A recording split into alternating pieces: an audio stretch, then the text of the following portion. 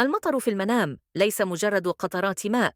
إن كنت تحب الله ورسوله فاضغط إعجاباً واشترك في القناة، واستغفر الله في التعليقات إذا رأيته يهطل بهدوء، فهي بركة ورزق واسع قادم إليك. أما إذا كان المطر شديداً أو عاصفاً فقد يشير إلى ابتلاء أو مشكلة تحتاج الصبر لتجاوزها. وإذا رأيت نفسك تبتل بماء المطر فقد تكون مغفرة لذنوبك وبداية جديدة لحياتك. المطر في الحلم رسالة. قال ابن سيرين: هو رحمة من الله وبشارة بالخير وزوال للهموم. إما أنه خير يروي قلبك، أو تنبيه لتستعد لما هو قادم.